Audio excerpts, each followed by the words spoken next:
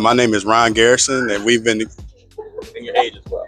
I'm 32 years old, My name is Emily Nichols, and I'm 31 years old. and we were together for 5 years. The first time we dated, 6 years. Sorry, broke up and didn't speak for like 7 years, and now we've been back together for almost 3 years, and now we're engaged as well. Congratulations. Thank you. Well, I am the Recoverist, and I'm also the author of the book, The Addiction of Religion. And thank you for participating in this interview process with us today. So I just want to ask you a couple questions, and then at the end of it, I'm going to give you my assessment on, the energy that you share with me during this experience. So there are 4 pillars that hold up a relationship. So I'll ask you both which of these 4 pillars you think is most important. So 1, you got communication. 2, there's knowledge, how well you know each other. 3, conflict resolution, how well you resolve conflict. And then 4, trust. So which of these do you think is the most important? You want to go? I feel like communication, because I think if you have strong communication between each other, you can have all of those things, right? Okay. What do you think? Yeah, that's literally what I was gonna say. I feel like communication is like the foundation that all those other things can kind of be built on top of. If you have that, then the rest will take care of itself. All right. So do you mind if we test your communication? Sure. Okay. So I'm going to ask you to stand back to back. Are you familiar with the game that No. I've heard of it, but no. Yeah, heard of it, but I don't think I know it. Okay, so what we're going to do, here, let me see this. So we're going to give you a card. So you're going to try to get him to guess this word, Okay. but you cannot say these words.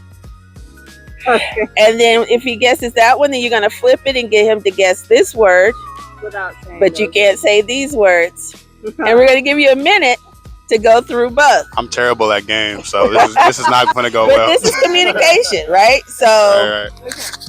I'm going to give you the mic. This might be hard for me. Okay. Let us know. We'll Yep. count you down.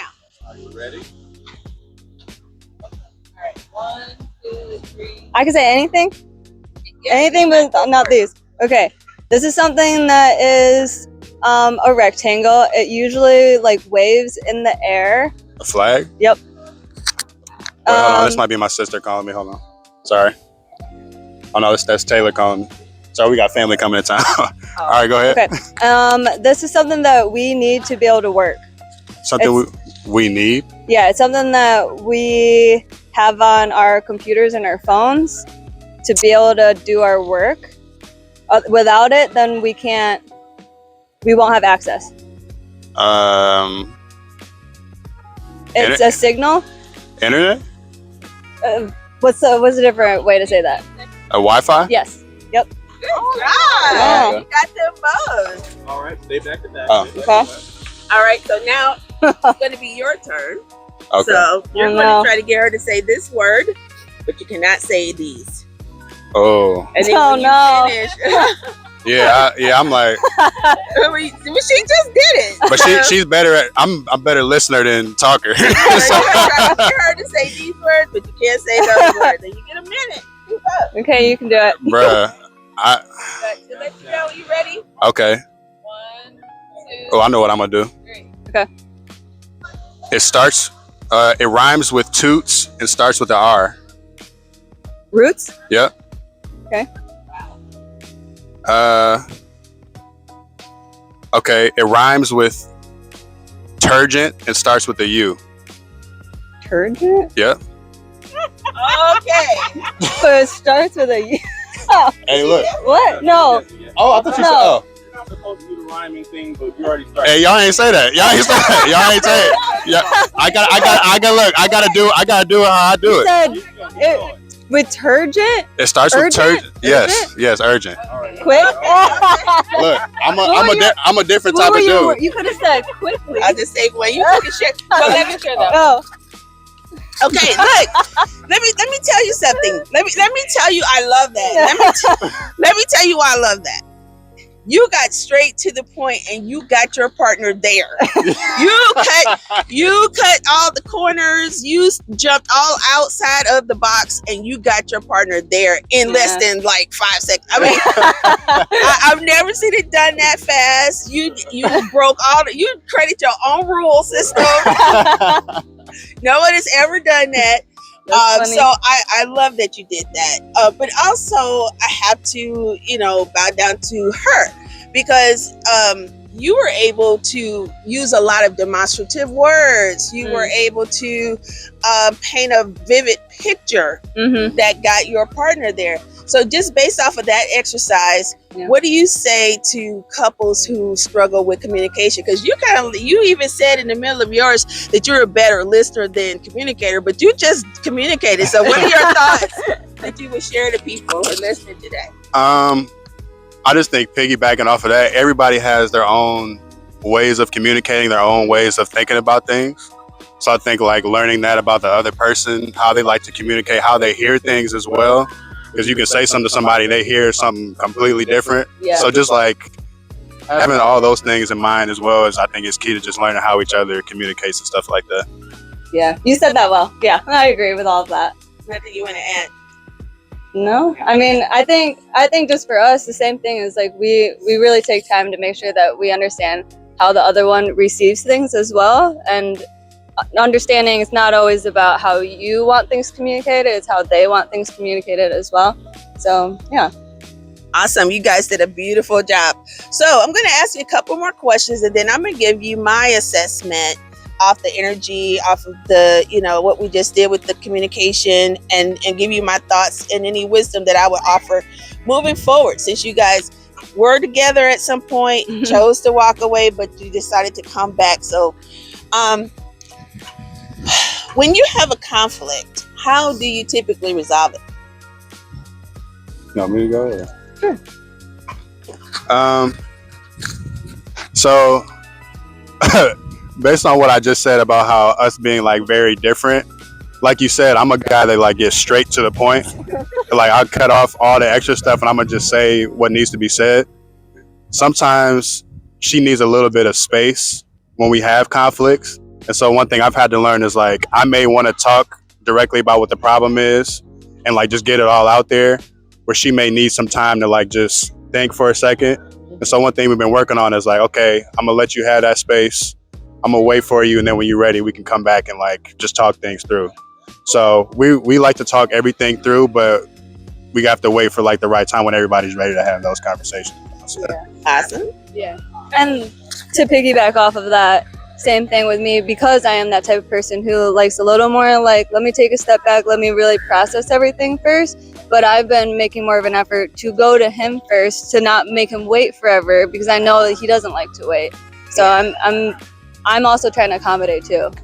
Okay, so let me share something to you, because I hear that, and it I think, in the realm of where opposites attract, that comes up a lot, where one person may need more time or they want to walk away. They need time to kind of get their thoughts together. But the other person is like, no, let's talk about it right now. Yeah. So here's what I find, and you might want to use this since you need that time.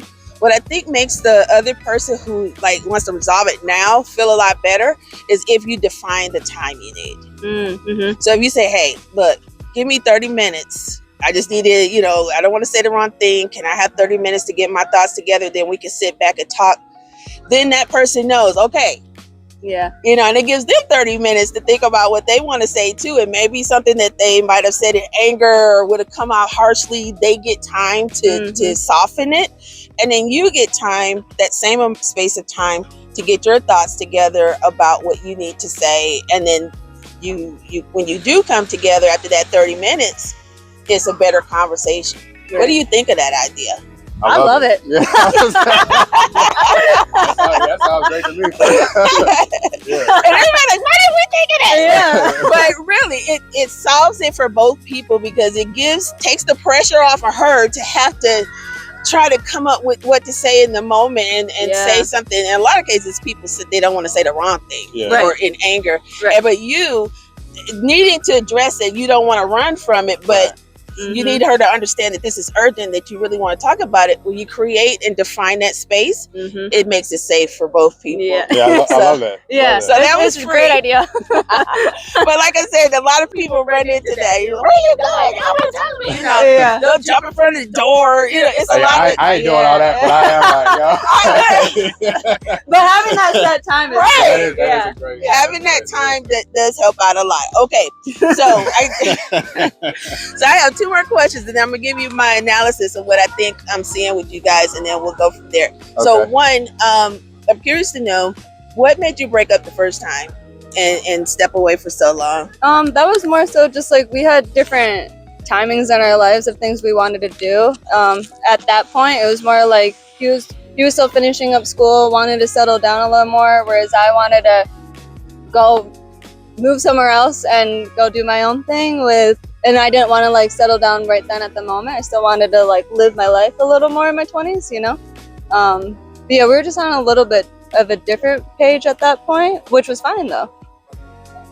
Is that the same for you? Yeah, no, that is what it was. Like she had just finished school. She's in the film industry. And so like the place we were going to school, there was like no market for that type of work. So she wanted to go to like more the West Coast. And I was like, yo, I ain't never going to the West Coast ever.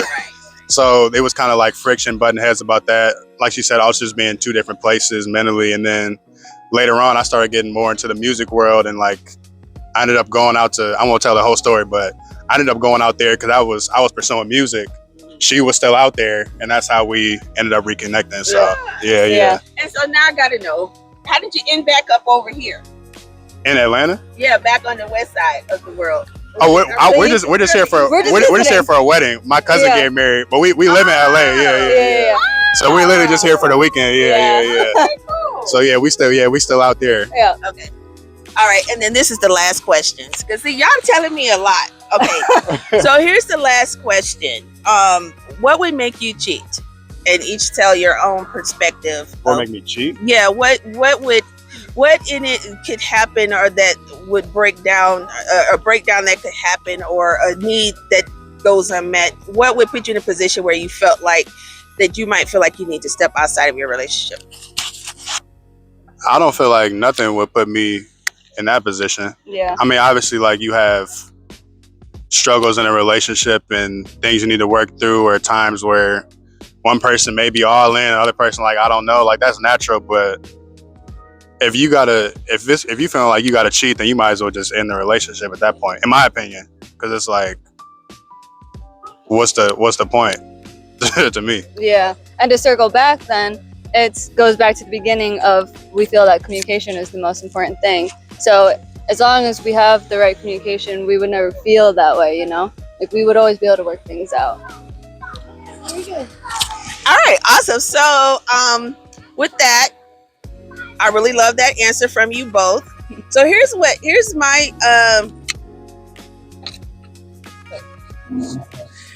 synopsis. And I'm gonna let you know whether I think y'all gonna make it or not. But based on what I got from you both, this is what I see. So I see a very calm energy with you guys. So I don't see a lot of fighting or arguing. I do see passion in both of you. So any of the conflict is going to come when you both feel really strongly about something. Yes. And that's when that ire and that passion rises. Yeah. But when you're not in conflict, I see a very smooth relationship.